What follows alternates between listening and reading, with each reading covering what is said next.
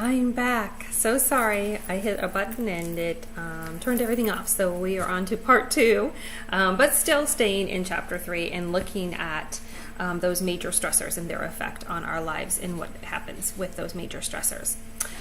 So some of those are going to be acute stressors. So acute is something that comes out and it's a critical stressor and it's right now. Something that popped up and I have to deal with it right now, and it's a major stressor, but it's not expected to be one that I'm going to have to deal with forever and ever. This is going to be a flat tire, a car accident, sometimes an acute illness like a stomach flu or something like that, always at the time when it's not convenient and we're really, really busy and have a lot going on. It could be something that's even positive but putting stress in our lives, like a marriage or a major event we're planning for, having a baby, something like that. A chronic stress, on the other hand, is something that we have in our lives that we're going to have to learn to deal with and cope with because it's going to be there for a long, long time. So those are going to be things like a chronic illness like arthritis or something like that. It could be a chronic stress. It could be like a relationship stressor, like tension with children or something like that, that goes on and on and on. If we don't resolve it, then we continue to have it. So there's an acute one, I'm mad because I can't go out Saturday, and then there's a chronic stressor like 11 to 17. So just kidding. But that's a longer term kind of stressor because we know that those things can happen. So acute is unexpected, but usually temporary, where a chronic stressor is expected to be there for a long time. Work or stressful work, major illnesses, things like that will go on for a while.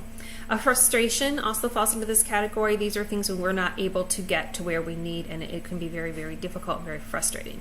Students often report being frustrated when they come back to school, trying to find the time to read, or that their reading is not as quick as it used to be, or they're not doing as well as they thought they should, or you went to the grocery store and forgot what I needed twice. Those are things. So they're not major stressors, and left alone probably wouldn't be that big of a deal if all the other stuff wasn't there. So if it took me longer to read but I didn't have to be somewhere, it would be frustrating, but it wouldn't be that big of a deal. But because I have these other things, that frustration really starts to boil over and cause more problems for me. Another thing that your book identifies is what's called an internal conflict. And this is when you have to make a choice, but you don't like either choice. So it's not like you're going for something that is a positive choice in your life. You've got two choices and neither one of them feel really great. So I can work extra hours and buy an air conditioning, or I can go with no air, or a broken air conditioning system or something like that. Now neither one of those sounds like a lot of fun.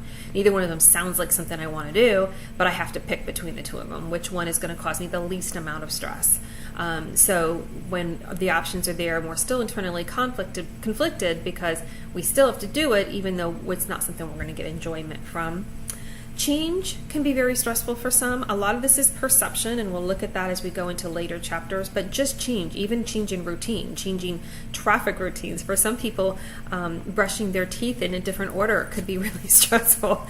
But change, we don't like change. We get to a comfort zone. We like what we like. And so when we have to change, especially when it's something that is impactful, so let's say you change a software program at work, something like that where the buttons are all in a different place can really create a lot of stress for many students, switching from one programming to another programming, from 15 weeks to 4 weeks, from traditional to online. Any type of change that creates a change in what we have to do in our everyday routines that we've gotten used to can create stress. And then pressure. This is deadlines. This is a need to be perfect. This is a need to have everything exactly in order as opposed to doing it at your own pace.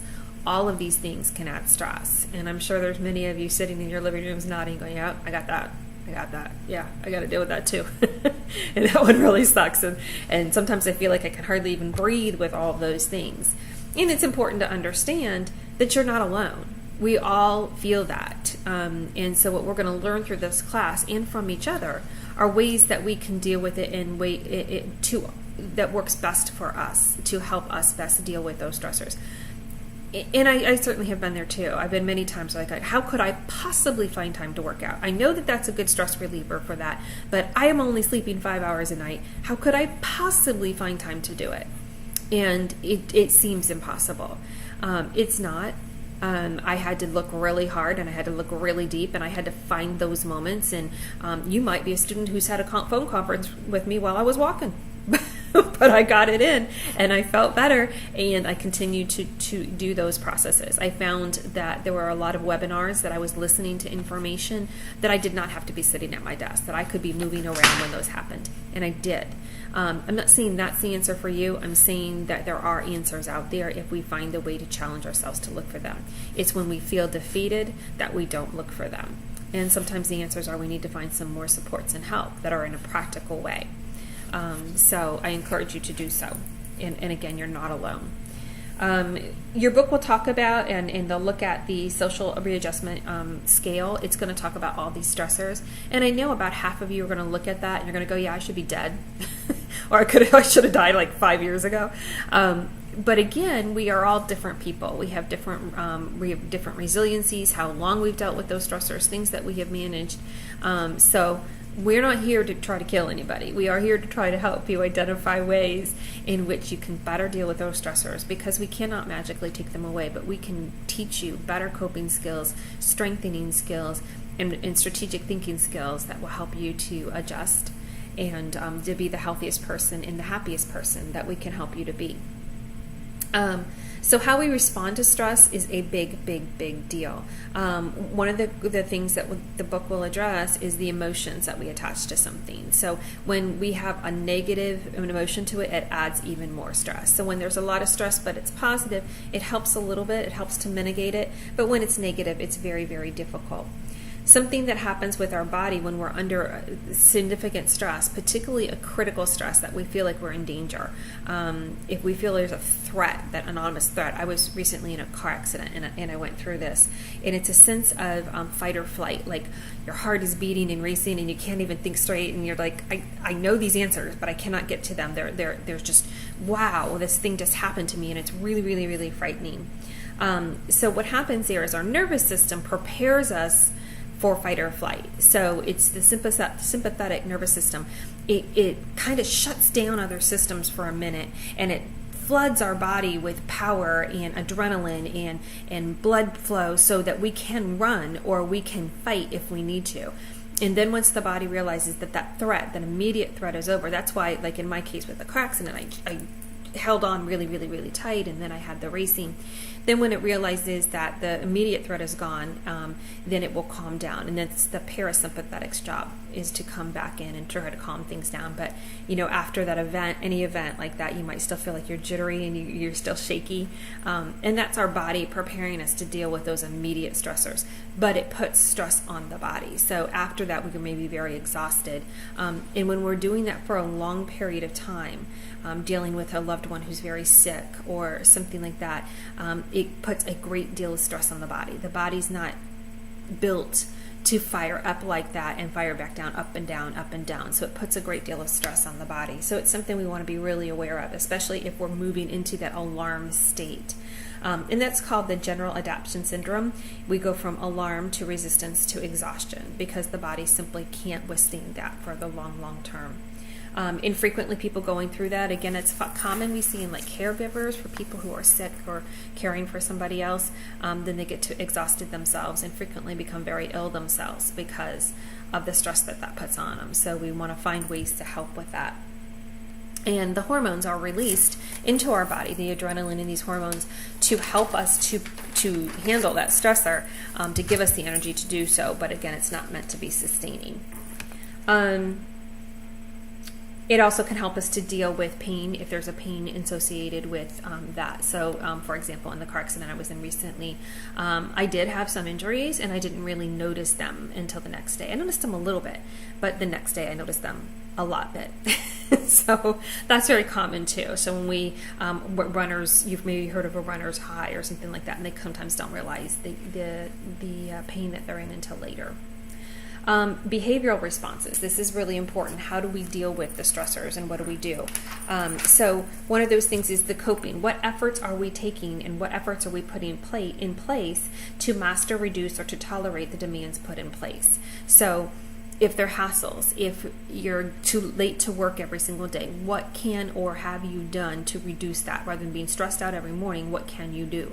And if we become defeated early and go, well, there's just absolutely nothing that can be done, then we're going to continue to be stressed out every day. Even if it meant, if maybe it truly is nothing that could be done, and maybe there's a way to talk to your employer and say, could I come in 15 minutes later and stay 15 minutes later every day? These are just, a million different options out there, but what can we do? Sometimes we are so beat up, we quit looking for solutions. We quit looking for different ways. I've done it. I've been days that, I put my makeup on in the car because that's what fit. I had a half hour in between this and that, and what was I going to do? If I had a shower, I would have showered in the car. But I got it done. So, sometimes it takes some creativity. I never showered in the car, just makeup. And it wasn't moving. It was stopped. In case anybody was worried, I'm not that crazy lady. Okay. The potential for stress and what it can do to us, this is important to understand. So, while I challenge each of you personally to do that, and, talk it over with your friends, your loved ones, your spouses, people that know you, let them throw some ideas out there, crazy ideas, but sit and to think of as many ideas as you can to deal with some of these things and practical things that can be put in place. Because we get stuck. It's almost like a writer's block of stressors because we're so inundated with them. So I really, really want to encourage you to do that. But one of the things that happens, or what will happen and can happen if we don't take measures to help ourselves, is it will impair our task performance. So we're putting all this stress on ourselves because we have to do well in school or we have to do well in work. But actuality, if we dealt with the stress, we would do better. So we're repeating work, we're having to read slower, we're having to do things over because it impedes our ability to do well because we're dealing with the stress, significantly sometimes for some people. So it is well worth it to find a way to deal with those stressors if you can. It also causes a disruption in cognitive performance. Again, I can personally attest to that. I know when I've been majorly stressed or, some kind of a deadline came onto me that even in my own life, I've sat there and said that it's completely unreasonable. No human being can do that. And yet I found myself up to midnight trying to make it happen. And then sometimes I would go back and read that work that I did 6 months later, 3 months later, and go, who wrote that? That wasn't me. That's not my work. It's not. It's wrought with mistakes. Where did all those mistakes happen, and how did I not see them? And there be no question. It's a result of stress. So while I do identify them later, I could not have seen them in the moment. It wasn't my best work, and that would likely happen to you as well. So you want to help yourself by being rested if you can. Burnout. This causes us to leave work. This causes us to walk away from careers we've been in for many, many years. This causes health issues. This causes us to turn to drugs or alcohol or other maladaptive things. And none of those are going to be what we want, especially when we've worked so hard in it. There's a lot of fields, particularly those that are helping fields, where there's just a point and you see people day in and day out who've put in 20 and 30 years and then just cannot do it anymore. And so compassion fatigue is what that's called. And it is so sad to see that quality of a person and the richness of what they have to offer, and they simply cannot. That the system that they gave so much to cannot give it back to them because they've got to the point of burnout and didn't identify it early enough. And sometimes they go into second careers, and sometimes they just can't even do that.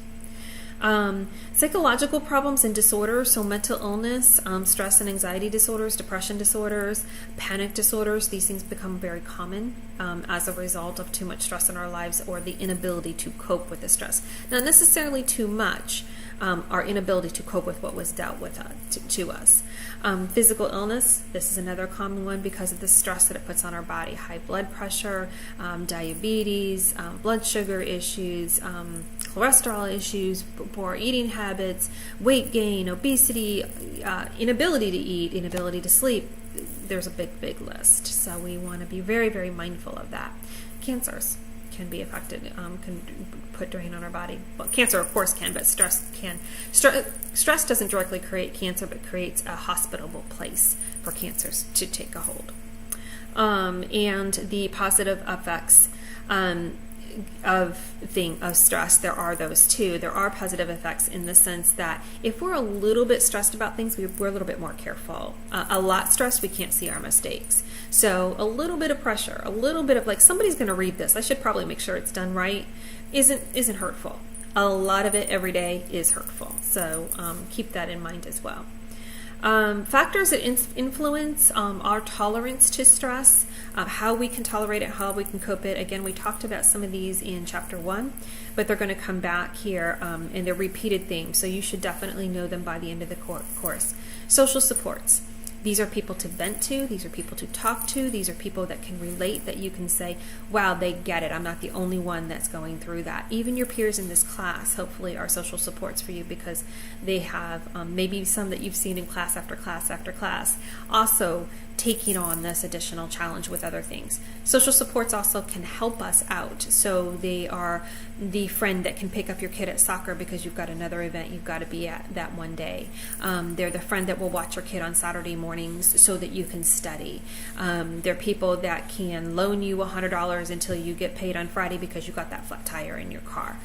So these are the people that can help us and are there to support us. Hardiness. Our ability to get up and keep going even though we've been knocked down makes a big difference. The difference between winning and losing is getting up one more time. So having that hardiness and the ability to do that. And finally, optimism, the belief that it will get better. If you believe you're doing this for no reason and it's never going to get better, it is very, very hard to keep going. But if you believe that I am on a trail and it will get better and there is this rainbow at the end, I've just got to keep going, that will help us a great, great deal.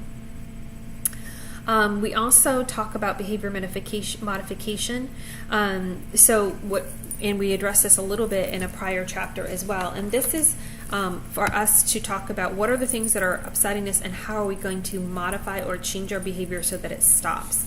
The first thing there is to identify the target behavior. What is it that I need to do? I need to eat less junk. I need to smoke less cigarettes. I need to drink less alcohol. What is the target behavior? Not just get healthy, because get healthy is too big. It's too broad. So what is the thing that I'm going to do? And then we have to identify the triggers. So again, I discussed that in a prior video where we talked about, like, if somebody smokes every day after having coffee in the morning, then they need to switch to tea. Or they need to drink their coffee later, or switching things around. So what are the things that are triggering that behavior if I always do it at a certain time, and how do I get rid of those triggers so that I can stop that behavior more easily? And then being able to monitor your progress. So am I able to watch and measure? So if I say I'm going to reduce my cigarettes, if I'm smoking 20 and I get down to 10, then I'm making progress. Getting down to 0 may not be practical in that quick, but getting down to 10 is really good progress. And then from 10, we're going to want to reduce it to 5. You don't want to lose 50 pounds in a month. It's not healthy. But if you lose 10, then you're doing really, really good, and you're doing it in a healthy way, and you're able to sustain it. So we want to be able to set those targets and make sure that they're measurable, as well as to have those reinforcements for ourselves if we do well, if we make the progress we want. How are we doing positive things for ourselves? And that can be even things like study time.